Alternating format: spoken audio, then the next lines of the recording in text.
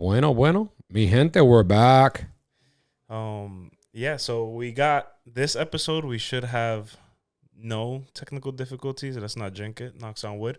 Knock on wood. But we're back. So I wasn't aware we had any technical difficulties. or episode 4, when the camera cut out, we had to move it. Oh, gotcha. They'll see that in the Bro, next don't episode. even worry about it. It's just me being a Don't, perfectionist. yeah, let that go. Don't worry about it. But yeah. So I've been spending all day watching videos on pickleball. Funny enough. Yeah. I've been dying to play. I don't know why. I've never played in my life, and I've just been dying to play. Bro, this pickleball phenomenon is out of control. It's crazy. I thought it was like, I really thought it was a Midwestern thing when I was in Kansas City. Yeah. I thought like, this is just this, it's the millennials. It's the Gen Zs. But this is a phenomenon. Like, this is everybody. Yeah. Any gym you go to, neighborhoods, and now like in real estate, I have to pimp out that it's going to have new construction in this master plan community with swimming pools and pickleball courts. Like, bro, where's this coming from? Yeah. And it's funny because I've never known tennis to be that popular.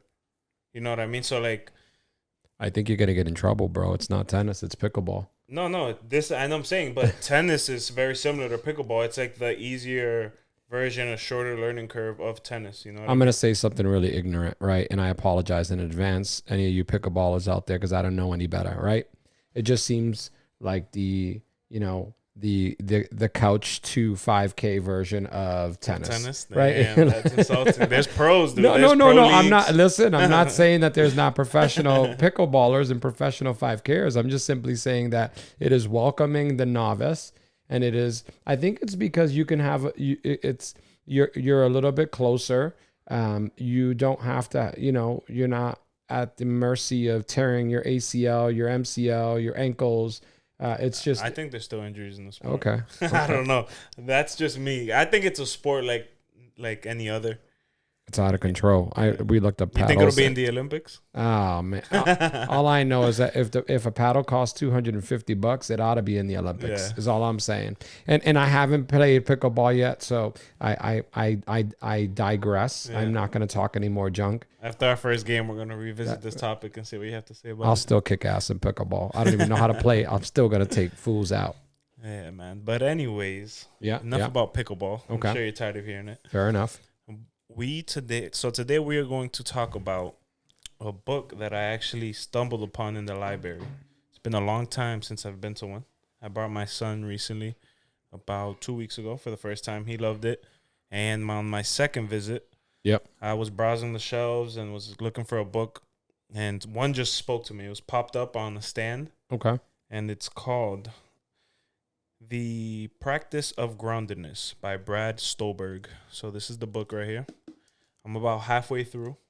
And it's funny because this was a book, like I said, it spoke to me on the shelf. The cover isn't really anything crazy. I think it's more about the title, because it's a theme that has been revolving around my life the last couple weeks, I would say. Yep. And the subtitle, the little part in the bottom, says a transformative path to success that feeds, not crushes your soul.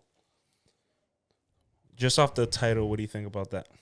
The transformative path that feeds and not crushes your soul. Yep. Gotcha. I mean, I like it.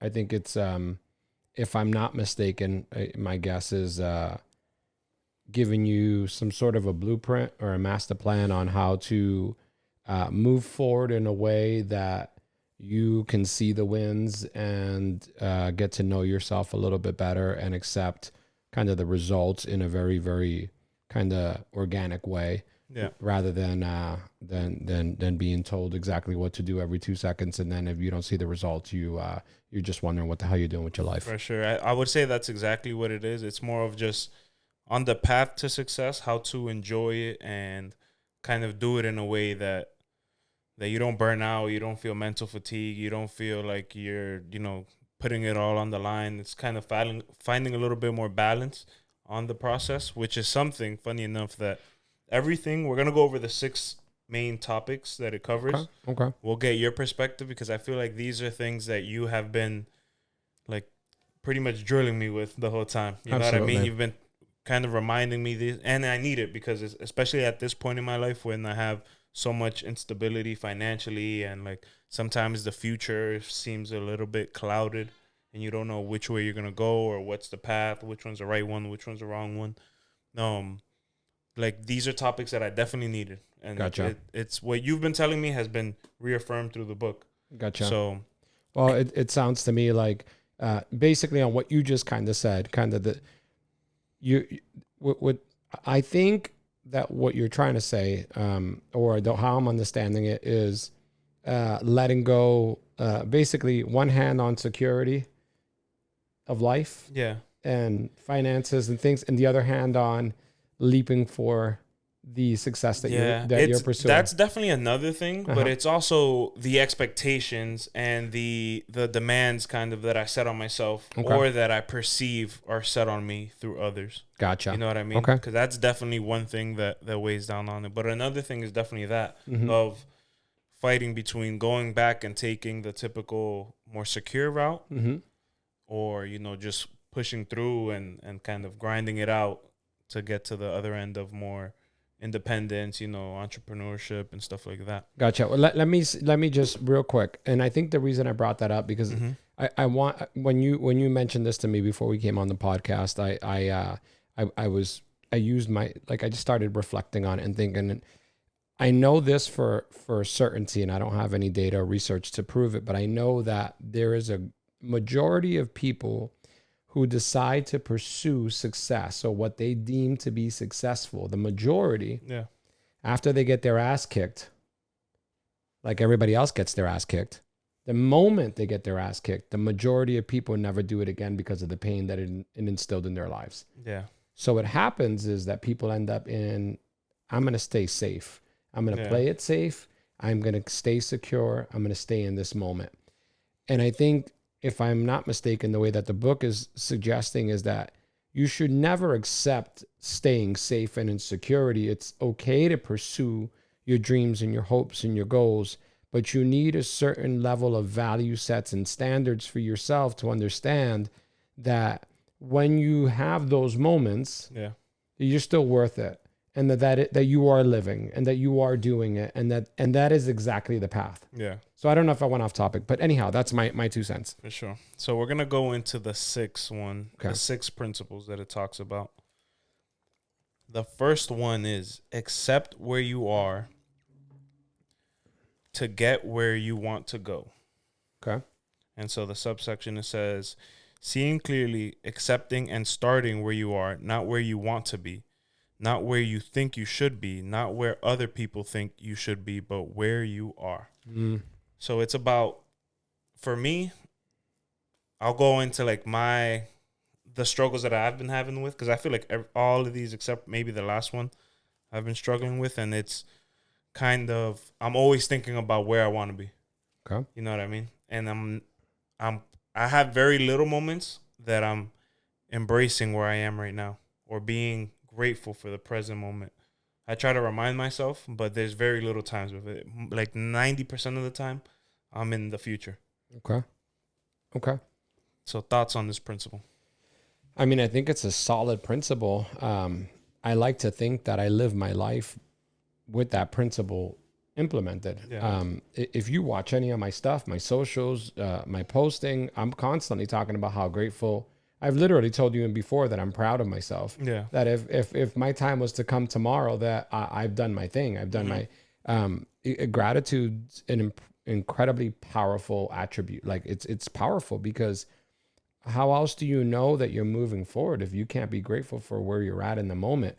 And how sad it is to forget how far you've come and not be able to reflect on your growth.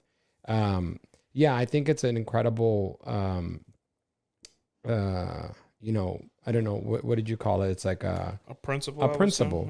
Yeah. I mean, it doesn't, when will that ever end for you? Yeah. It'll of being in the future. It'll never end. And for some reason, societally, we have this belief that there's a finish line. There's never a finish line. Yeah. It doesn't exist. you're actually in the journey. The journey is the way, right? Mm-hmm. So I think that's the first principle you should have, so that you don't have that anxiety on a daily basis. I'm not there yet. I'm not there yet. I'm not there yet. Yeah, it's an insult to today's moment. Yeah, for sure. It's funny because I feel like I'm going through these things Uh-huh. to break these habits, or to like, I don't know if they'll ever go away permanently, but more to like, to be able to manage them better. You know what I mean? Absolutely. I feel like life is definitely teaching me a lesson, and until I learn these things and overcome them, I'm not gonna be able to go to the next step. Absolutely. And I also think there's another part, is that you're expanding your kind of your sensations and your ability to see things, Mm-hmm. right? Because if you're just hyper focused, and which hey, kudos to those who just down and dirty hyper focused, have a vision, to have a goal, Yeah. but you can't appreciate everything else. That's definitely missing the forest for the trees, right? Yeah. So you're going to be a better version of yourself when you can take a step back and reflect on what you've accomplished, how you accomplished that, and what brought you there. And that's going to help guide you into those next phases in life. But yeah, it's not going to come without challenge, for sure. Question for you though: how do you find that balance of looking towards the future, having a plan, a goal, Mm-hmm. kind of, making sure your steps are in place, and then also being, grounded and being in the present? Absolutely. 'Cause I feel like you have to do both. You do have to do both. I mean, I want to take my wife to Europe one day for 3 weeks. I Yeah. want to be able to leave Arizona for 3 months out of the year and go live somewhere else. I want to Yeah. do a bunch of things. Does that mean that I don't take her on dates now? Does that mean that I don't tell her I love her now? Does that mean that I don't show appreciation for what we have in the moment? You have to figure out a way to, first off, we're not guaranteed tomorrow. Yeah, that's a big thing. You're not guaranteed tomorrow. Like, who told anyone that you have tomorrow? Yeah. We all have an expiration date. Is that fair to say? 100%. No one's beating that system. Mm-mm. And by the way, you're not taking a damn thing with you. You ain't taking shit with you. So what gives you the right to think that you can waste away a moment, a time, a lesson, an experience? Being present is a valuable thing. Yeah. And so yeah, that's my thing on that, for sure. All right. Let's move to number 2. Okay. Be present so you can own your attention and energy. Being present both physically and mentally for what is in front of you. Spending more time fully in this life, not in thoughts about the past or the future. So I think this kind of piggybacks on principle number 1, I Sure. would say. But what are we saying here? So yeah, this piggybacks off number 1. The thing that I took about this is that in the book it talks about the mobile devices. Mm-hmm. And that's funny because that's a theme that we talked about last week. We both kind of got rid of social media, Mm-hmm. try to give it like a bit of a break. Mm-hmm. And it's funny, the same day that you brought it up, I was feeling the same way how you Mhm. said, like, I feel like this is creating like a cloud in my head. I'm comparing myself. I'm thinking differently. And then right after, 24 hours after you removed it, you felt like you were being more productive. Absolutely. I don't think that's a coincidence because No. I feel the same way. Absolutely. I think boredom creates freedom.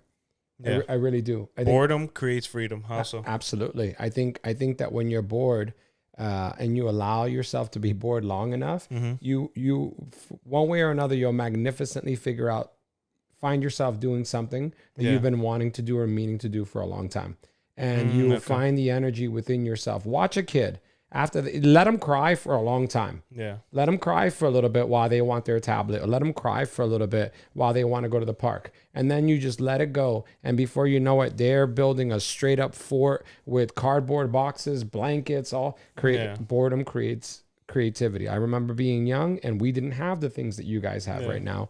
And you find a way to we're not designed to be entertained all the time. Yeah. That's We're not getting all those dopamine hits. Absolutely. I don't even think for most people it's dopamine hits anymore. To be honest with you, you're locked in. Yeah. You are and not locked in a positive way. You're locked into a system that is designed to keep you constantly paying attention to that because they're selling to you and they're doing what they're doing. I don't got no beef with it. I'm just simply saying that you will never feel a sense of creativity. You won't feel a sense of freedom. You're constantly needing this. It's like when you eat too much and that feeling that you have afterward, most people are living that shit day to day. Yeah, for sure. It mentions that in the book. It talks about like, I haven't read this book. Yeah, I know. Eating chocolate. It says that eating chocolate and then like that feeling you get after eating a bunch is the same thing with like a device, and people can't really correlate the two, but that's a lot of times when you're feeling that way, it's because you've been on your device way too long, being influenced by it. And then it starts to spiral. Then you're like, oh, I'm not being productive. Oh, I got to do this. Oh, I got to get that. Oh, damn, but this person has this. I should be further along.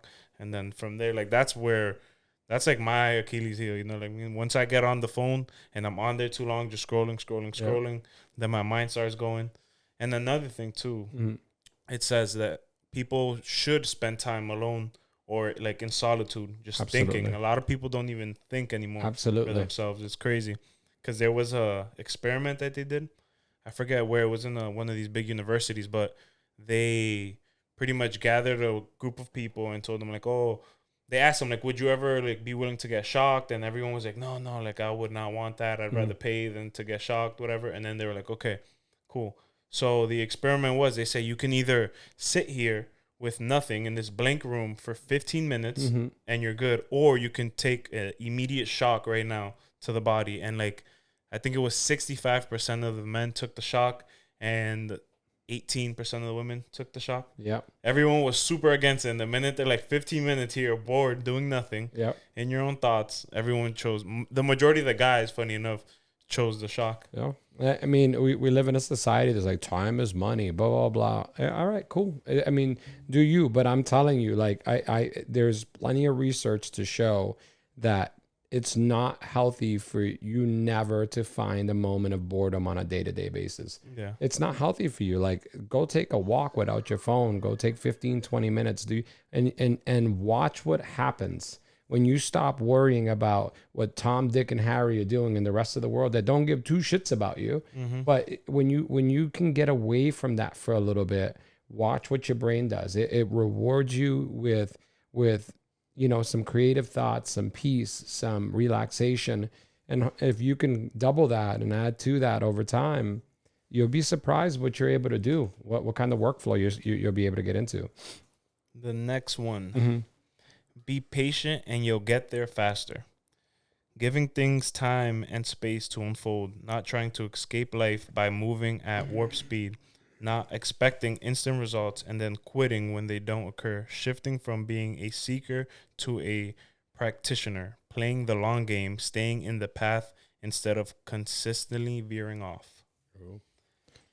Yeah, I mean, admittedly, I struggle with that one for sure. Yeah, I think that's one of my biggest like setbacks is I wouldn't say that like I'm just always looking for the next thing when in reality, and it's crazy because now I know, like I feel like when I was younger, I always had that misconception, and it's fed through again social media where like the next big thing, what is going to be the one that works? You know what I mean? And the reality is that they all work. It's just the people who you are seeing talk about the benefits, they just been in it long enough. Absolutely. You know what I mean? Absolutely. Because it's like anything. You can become a millionaire drop shipping. You can become a millionaire in YouTube. You can become a millionaire in real estate.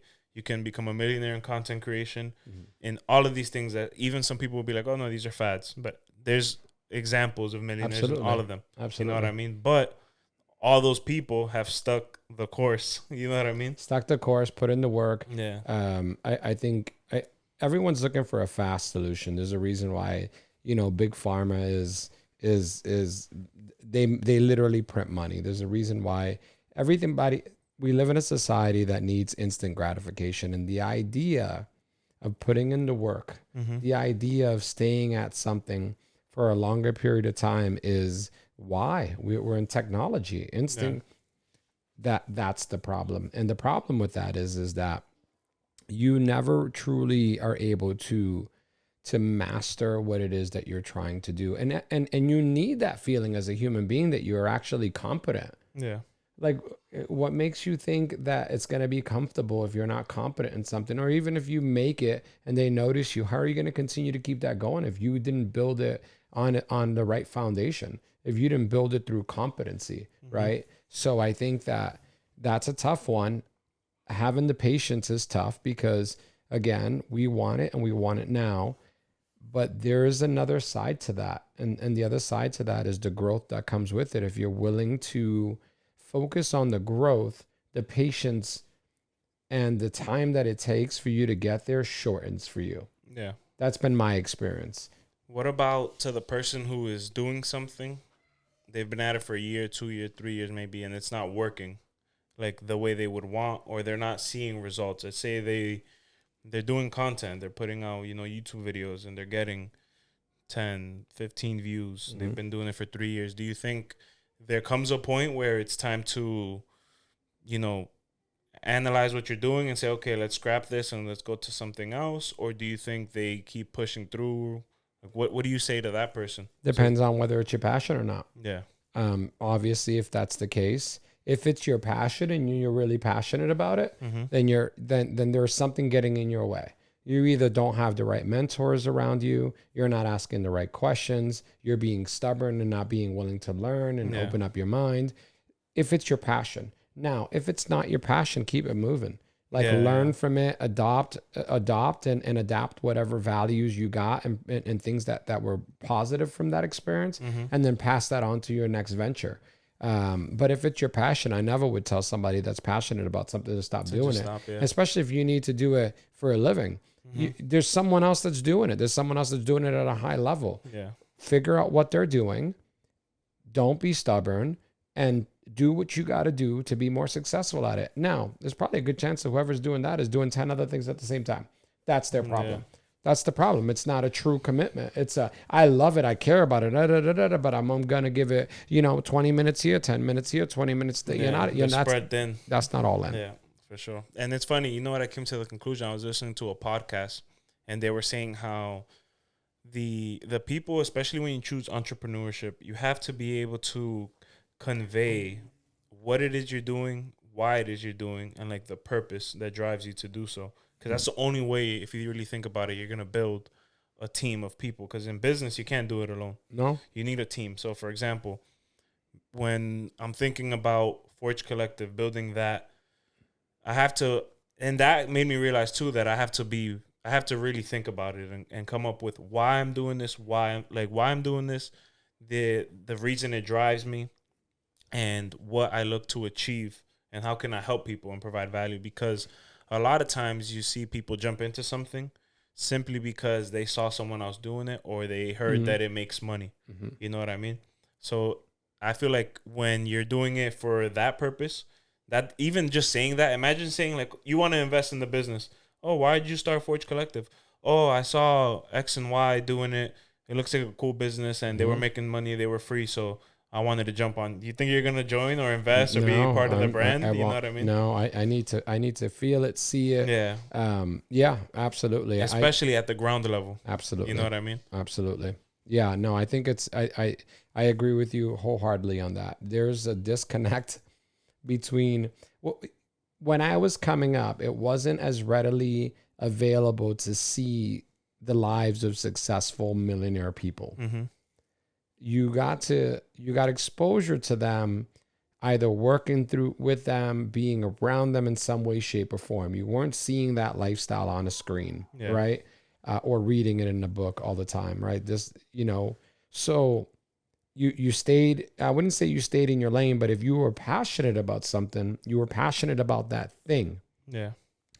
Doing anything for the purpose of the result is not the right way to do it. You got to do it because you're trying to be the best person at that you're committed. That's your passion. That's what you're going to take it to another level. The results are a byproduct of your effort. The results are a byproduct of your actions. So you're passionate about Forge Collective. Great. Are you designing on a daily basis? Are you wearing the gear? Are you making the phone calls to the people that you need to make the phone calls to? Are you putting yourself and trying to there's so much to it. And it's funny because the minute I made that when I had that realization, I went from instead of trying to put something out and put a product out or do that, I'm like, you know what? this is a long game.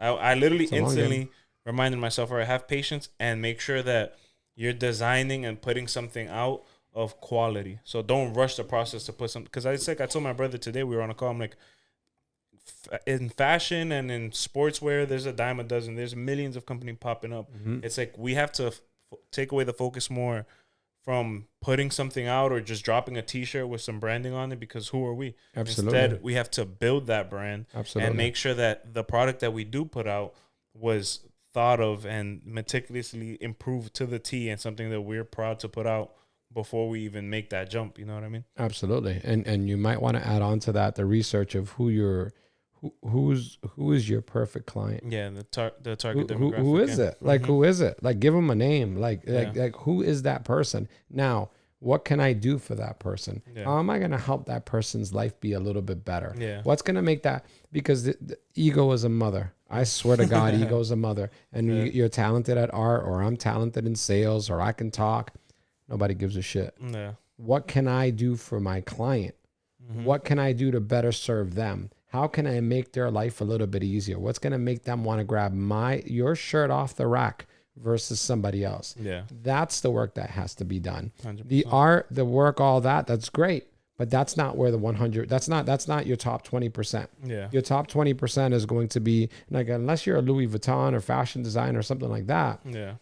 Right now, who is your target audience? How can you take care of them? How can you let them know that what you got for them in store is going to be better than what anybody else has, because you give a shit? Yeah. All right. So we got the next principle. It says, embrace vulnerability to develop genuine strength and confidence. Showing up authentically, being real with yourself and others, eliminating the cognitive dissonance. Yes, eliminating the cognitive dissonance between your workplace self, your online self, and your active self, so that you can show and trust your true self, and in turn gain the freedom and confidence to devote your energy to what matters most. Gotcha.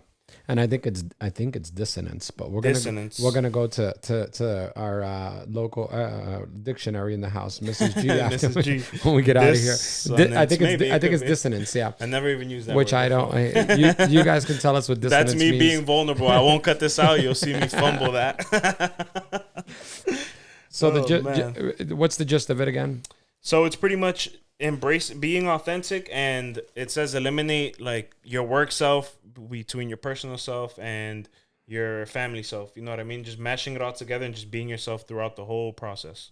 I love that. Yeah. It's funny that my brain started thinking about, like, I'm thinking about people who I would consider to be authentic, because it sucks nowadays, because I feel like the word authenticity and authentic and being real has taken, it's almost like, it's, we live in a world where anything catchy catches on. Yeah. Anything real, anything authentic, anything that moves the needle when people are tired of the genericness, now all of a sudden that's catching on, right? Authenticity, I'm real, I'm this, I'm that. And we all know it. We all know it. You stand next to somebody, you know them, you feel it. It's not what the words that are coming out of their mouths, it's how they make you feel. It's their actions. We know how to read character. We know how to read authenticity. So I don't have to explain what that is to you. But I will say this. I think that when I think about people like Howard Stern. I think about people like the people that have never given two shits about what the world thinks about them. They're not politicians. Yeah. They just do what they got to do. Hopefully they're good people, right? And when I'm saying hopefully they're not taking from anybody. But yeah, being your absolute self hasn't always been easy for me to do. I feel like that's something I'm working on, and I've been working on for a long time. Yeah. Remember, mi gente, not being authentic or being true or being real to yourself does not equal being fake. That's not what that means. It just basically means to a certain degree is maybe for me, for example, I had a lot of limiting beliefs because I grew up in the Beacon, and I grew up, with no dad, and I grew up having to have the free lunch program. There was a lot of things that kept on saying, I can't have that because I'm this. So what happens is you start to change your own story and the story that you tell the world because you don't want them to know that. right? So you want a fair shot. Like, I don't want you to judge me because I'm poor. I don't want you to do this, or because I think most of the time, 95% of the time, no one's even going to judge you. They don't care. Most people don't care, but we have these limiting beliefs within ourselves that we come out to the world and share a diluted version of ourselves, rather than just being ourselves completely. Now, I'm going to caveat that with have an open mind to maybe you don't know shit and maybe you're wrong and you should fix certain parts of yourself, but ultimately be yourself. Like, there's only one you. They're not going to make another you. And there's a whole entire percentage of the population that is looking to be next to someone that's just like you. Yeah. So be your most authentic self. Just be you. And we're all flawed. We all have issues. We all have, things. So I think what the book's trying to say is stop wasting energy and time on trying to present yourself as something that you're not, because you think that it's going to be more acceptable in society. For sure. And I would say, too, that I feel like the people you see that come to the top, I think we talked about this in episode 3, but they are being themselves. The people who shine in their, especially in a creative path, artists or a musician, they are showing them, they're being vulnerable and saying their truth or showing their skill the way they want to. But at the same time, I feel like in today's world, it's a little harder to do so because of cancel culture. Like, bro, we have AI right now too. Come on, let's be real. Yeah, I mean, we don't even know who's saying something, or if it's AI generated, or if they said it from the heart. Because it's easy to like say something in this podcast, right? That's maybe not politically correct or whatever, and then I go, oh, that was not right. Let me go on AI. Can you write up an apology on saying why I should not have said this, and then like put that out? You know what Absolutely. I mean? No, and no, you're right when it comes to cancel culture. Like, there's certain things that you don't want to say. Like, and I think when I say being authentic, okay, for instance, I'm a realtor, right? I'm a professional. I work with people on some of their biggest investments that they have in their lives. I'm not going to present to the world the conversations I'm having with my brothers. I'm just not going to do that, because that's different. That's raw footage, right? Yeah. Not everything is for everyone. Yeah. However, that being said, I wouldn't present anything to the world that would embarrass my brothers or make them think, man, why is Charles being so fake? That's not him. Yeah. See what I'm saying? So there's kind of a difference there, right? Some things are not meant for the world and some things are. But ultimately, what you won't want to see, what you do not want to see, is someone being anything less than who they actually are and presenting different value sets for the likes and for the content, for the like that. There's no reason to live that way, because it's going to eventually wear you the hell out. Yeah, and you always burn out. You see what You're those gonna burn like out. let's say like the younger celebrity, like the Disney Channel stars. You remember how Absolutely. they came out young and they had to put on this like act for so long. Eventually they start young. Let's say they're 15, 16, whatever. But then they turn 21, 22, and they can't even like portray the life of a 21, 22-year-old. Going out to the club or whatever, having drinks, because they're like, no, you're a Disney Channel star. Absolutely. And then they burn out, they go off the rails, and then it turns crazy from there. And listen, I'm going to say this and we're going over this. I think that the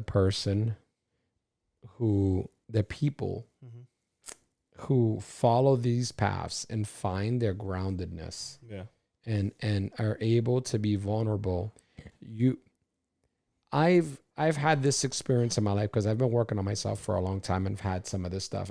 Can you agree, not agree? Like, have we had these conversations? All the time. Right? When we're on runs. Yeah, this is exactly what it revolves around.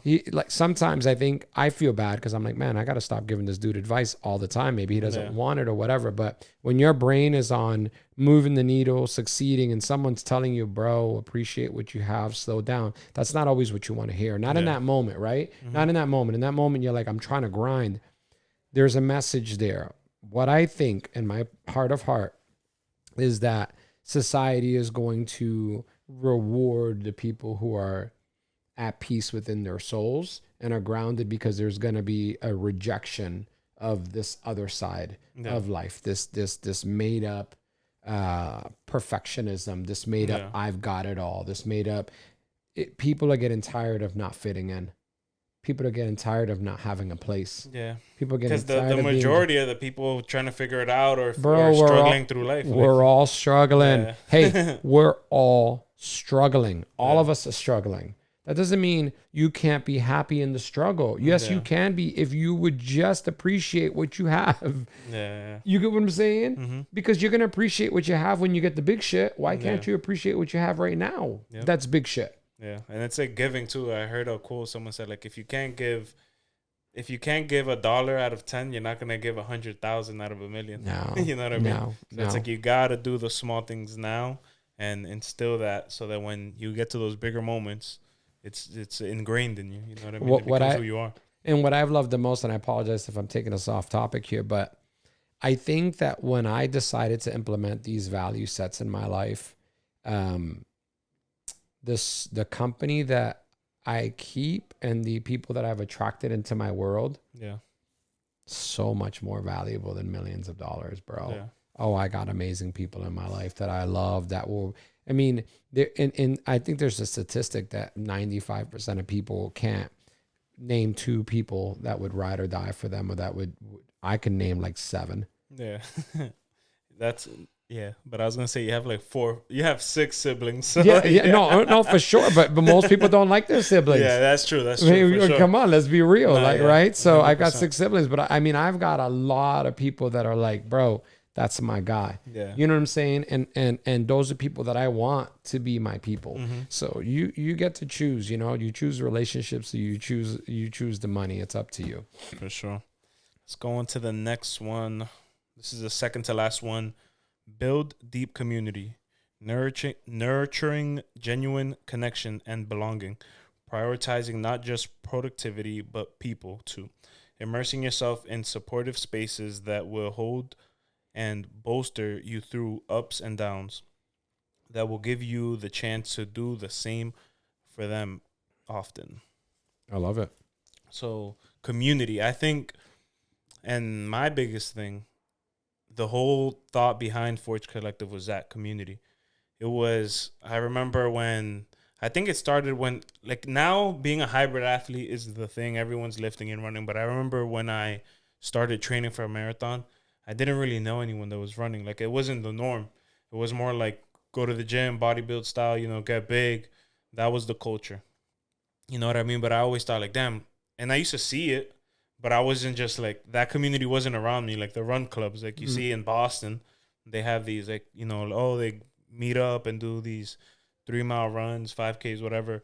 I never had that around me. And I should have tried to build it. Mm-hmm. But now obviously I was in the middle of the work, so I wasn't thinking about doing that. Yeah. But because I was able to get through it, do it, and experience it all, I was like, yo, it would have been so dope to have a community of like-minded people trying to level up and do this, to be able to, you know, cheer each other on, get better. Like I remember it's in anything, when you're playing sports, if you're playing basketball with someone and they're a little bit better than you, that's how you're going to get more competitive. You're going to rise up to their level, and eventually you guys keep pushing each other up, and then you start seeking better competition. So it's like, that's always been my goal, is to build a community that other people can benefit. Absolutely. No, I think that's it's a beautiful thing, and it's something that you should do. It. You know, we're humans, man. We need that. We're designed for that. Unfortunately, you know, society has taken us to become more individualistic. And I'm sure that some people recognize that that's something that they're longing for. Yeah. And some people just think, oh, this is the way life is. I you know, we are building a community. We're building, I don't want to call it building, because there's already a community here. I'm getting involved in this community. But I'm coming from a community that we were incredibly involved with that community. And we had a non-for-profit or a charity, and we made people, and here's what I consider community. And being a part of a community is someone that can connect other people together. Yeah. Connecting is very difficult for people. Making connections at all. There's a lot of lonely people who wish that they had the guidance of something like a podcast like this, but they want it close and upfront and personal, you know? Yeah. And I think that the way to do community for me is by genuinely giving a shit. Like you just genuinely care about somebody more than yourself. We can set our stuff aside for just a little bit on a daily basis. We really can. Mm-hmm. Our problems are not the biggest. There's friggin' 7-something billion people on this planet, bro. You just zoom out, it's not that big of a deal. Yeah. Right? Take a moment and do something for someone else for a moment and see that will build community. Right? And so I see community maybe a little bit different in the sense that I want to be around like-minded people. I want them to know that I give a shit about them if they ever need something. Yeah. There is a nurturing in that helps us rise up as individuals. 100%, yeah. Yeah. And so like question for you, Yeah. how do you, I feel like social media was supposed to be that thing, and it is, because you see a lot of people building their online communities and stuff like that. But I feel like, especially in my generation, everyone has like disconnected, and everyone feels like either they're not like they're too cool, but like everyone just feels like nah, I don't want to do that because like it's gonna seem weird. Like, and I've been in that position. Sure. I'm speaking from myself, and from my personal experience, where like you'll see someone doing something, and you'll be like, damn, like I would like to join that, but then you're like, nah, like I don't know nobody, they don't know me. I'm gonna be this random guy just showing up to run with some dudes, or like, oh, I'm gonna hit these guys up and go play pickleball with them, like.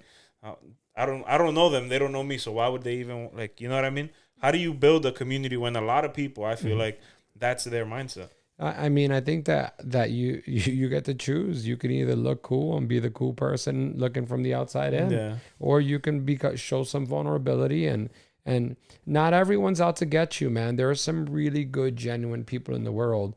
But if you surround yourself, if that is your mindset, then you're going to surround yourself with like-minded people. So now you got a bunch of individualistic people. They're not looking out for you. You're not going to look out for them. I'm telling you, as somebody who used to be that way, somebody who's like, yo, I don't want my neighbors talking to me. But those were all egotistical things. Those were all things I was struggling with limiting beliefs. Yeah. The moment that I opened up myself and listen, at the end of the day, you don't get to find love without attempting it. Yeah. Right? So it's the same thing with relationships. You don't get to find good. I've got some homies in my life that I'm like, I'll call them and I'll say, how are you feeling? How's life? How are things going? How's your family? How are the kids? And I know that I'm going to get a real deal answer from them. Yeah. I'm not no Facebook or Instagram answer. I'm getting like, yo, Charles, I'm struggling. Yeah. This hurts. And I think that goes back to the previous step about being vulnerable. Because I feel like until you do it, you might not get that side of someone else. You know what I mean? But that's how you create community. Yeah, like, because if somebody asks me that and I'm just like, no, everything's good. Yeah. You know, that person could be looking to give me some advice or be even willing to help me, but they're like, oh, everything's good. I don't have, like, he's all set. You know what I mean? You carry your ego or figure out a way. Yeah. Like that you got to put that shit down for a little bit. No. And I mean, you can trust yourself that you have the ability to read someone who's out to get you. Yeah. For the most part, in my experience, most people are longing for the same connection. Mm-hmm. So, and I'm telling you from personal experience that I love it. I love my ride or die people. And sometimes people come into your life for a certain season, and that's okay as well. And sometimes they come in and they come out. But just don't get too attached to the idea that you know exactly how things are supposed to be. You just don't know. Yeah. You don't know. I did not know when my wife was going to show up in my life, and she did. And she showed up, and thank God that she pressured me because I wasn't open for it. Yeah. I wasn't open. Like my heart and my soul and my ego wasn't open because I was afraid of the rejection. Yeah. When you are afraid of rejection, and you stop yourself from opening yourself up to somebody or the world, you might be missing out on the most important thing. Nah, and I'll say this on camera, like, that's something that I need to work on, is putting the guard down. It could be like my environment. It's that New York Yankees. That's the problem. It's that New York attitude. Like, yo, I'm from New York.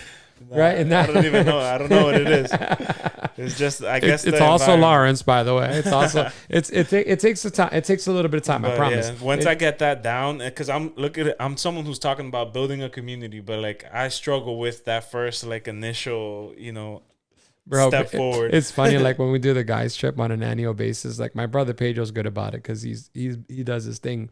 But you know, I can notice the guys like when I'm talking to everybody. Like we get to a restaurant, I'm like, yo, how you doing at the table? And I'm like, hey, how long you been in the business? And I just communicate, right? Because I care about the human being that's taken a moment out of their lives to wait on us, to serve us, to take care of us. They have a family, they got a mother, they got kids, I want to connect with that human being. We don't have to become best friends, but I'm going to show you some love, right? Yeah. Because I want to put that out into the world. So I'm telling you because I did the business for 15, 16 years that those little small conversations, those little acts of kindness stayed with me. Yeah. And that's what makes a difference. Oh my God, it makes a huge difference. And it breaks the norm. It's a pattern break. Absolutely. It's like when you got someone who actually sits there and asks you, how's your day? How long you been working? You're like, oh, this guy's not just asking me for a drink and moving on. Bro, it's such a game changer. And then it's such a game changer that it makes you want to do it yourself. Yeah, like, I'm going to be that guy. I'm going to be the guy that leaves every room better than I found it. Yeah. Well, that's the goal for sure. That's right. And the last one, we don't have to do too much because just even based on the title, you're going to know what it means. I feel like everyone who's here is going to, we've been talking about this since forever. Come on. Let me see. Move your body to ground your mind. Mira, coño. I don't even have to go into detail. Yeah, come on, bro. Stop it. Stop doing that to yourself, man. Give yourself a shot to win. Yeah. I feel like physical exercise, whatever it is, like just move. It didn't say running a marathon. It didn't say going to the gym. Moving your body, going for a walk. I lost the most weight when I was doing 75 hard, and it was simply because of those 45-minute walks. Yeah. You know what I mean? So it's like just moving your body a little bit and then progressively increasing that is going to make a difference, but it's also going to change your mind, your mindset. And once you start seeing results, it's going to build confidence. It's going to do so much. Like I said, we don't have to go deep into this. No, we don't have to just move your body and you'll see. Like if you are someone who's being lazy, you're gaining a little weight, just go do the bare minimum for a little walk, 30 minutes, start adding it on, and you're going to see a world of a difference. You owe it to yourself. Yep. You do. Now, I have a question for you. We were talking about this before briefly, but I pick up this book, I read it. In the moment, this is motivation. Okay. You know what I mean? It's like I think it's more than motivation. I think what we just went through is not. I think that's a different way of looking at things. I love that this is like it's giving you 6 principles. Study them, put them into place. That's the biggest thing about books is like you can read this and then forget about it. But if you don't implement this into your life, it was a waste of time even reading it. Absolutely. But I say motivation in the sense where like I'm reading this, I'm thinking about how I'm gonna put these into practice. But these are things that I feel like tomorrow I do them, they're not going to be perfect. They're not going to be ingrained in me. I'm going to forget. I'll probably have to read this book a couple times and start building the habits. What's your advice to getting to the point where it's second nature when you go out and you're talking to people and chatting and you care about them? Like that's something that you had to build, I would assume. How do you take these principles and put them into your life and make them become a part of you? I think one of the things that I've learned to do instead of reflecting every 2 seconds on when we reflect back on the experience that we had in an encounter, instead of just reflecting and judging what the other person did or said, I reflect on what I did and said. Okay. Did I it's not whether I said the right things or not, but did I listen well? Did I care? Did I ask him about this? And I did this. And I'll be honest, some of this is something stuff that I learned when I was doing my bartending days that I was good at it by remembering people's names, remembering their kids. So it's a psychological thing. By the way, 99.9% of people you talk to don't really care as much about what you have to say so much as you listen to them. We all have like things built up that we need to get out of our system. And some certain things come out with certain different people. Yeah. If you can be that medicine for someone else, I promise they'll be that medicine for you eventually. Yeah. But you need to hear them out sometimes. So yeah, I think that, obviously rereading the book, we have the Daily Stoic. I know you have it. I have it. That book is kind of very similar to this as well. A lot of principles, a lot of stuff. You just got to keep on growing. You just got to keep on giving yourself. And there's no finish line. There's no perfection, and it's okay. Yeah. But I think if you want to, the first thing comes with, I know that I don't know what I don't know, and I want to be better.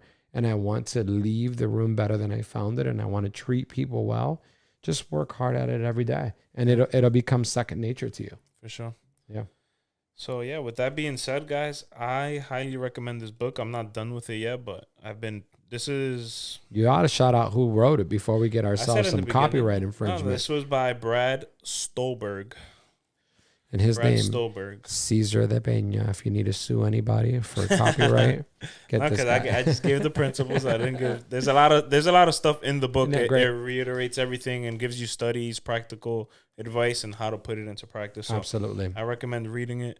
This is definitely for that person who's going through, like, who's in the journey of either trying to become better, they're seeking more, they're in a career change, because it's easy to get that brain fog and feel like everything's crushing you down. And because even for me, I'll be honest, like, this move has been exactly what I expected, but the emotions of it all have been harder to deal with than I expected. If that makes sense. You don't know what you don't know. We talked about that. You don't know what you don't know. Yeah, dealing with the pressure and everything, and the expectations that I set on myself, the expectations that I feel other people have on me. It's definitely a lot to manage. Absolutely. So this has been a big help, and I'm not even done yet. So yeah, and I mean and I empathize. It's similar for me as well. But I've been through this before. Yeah. I've had. And these are the moments that you take with you for the rest of your life. For sure. You've done a good job of, like, coaching me through it. Yeah. Especially because you have, like you said, you have the experience. You've done it before. You have hindsight view in a sense where, like, hey, you've probably done this twice already. You know what I mean? So you know what it is to be in that struggle point right in the beginning, and you're like, this doesn't last long. The wheel starts moving. You know what I mean? Absolutely. It's a 10x.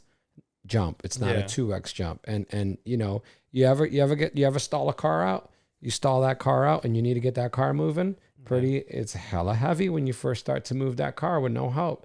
You almost feel like you can't move that car. Yeah. But the moment that car starts to move for you, that big flywheel starts to move for you, then all of a sudden the momentum picks up, confidence picks up, swagger picks up. You start moving your legs a little bit faster, and these are the things that make you grow. Yeah, for sure. So it's all good, but it is painful, and I understand, and I empathize with it for sure.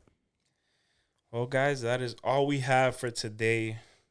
I think this is definitely a good way to come up with some topics. We're definitely going to keep doing this in the future because we both are big readers. So anytime we find a book with something like a value like this, we'll definitely, make the theme of the podcast that, share our experiences, share our insights. And if you have any questions or, any advice yourself on how to implement this, or even some feedback on, like, hey, I went through this and this is how I overcame it, share it in the comments. Let us know. Reach out through a DM. And yeah, man, we're trying to build a community. So come along for the journey. Let's go.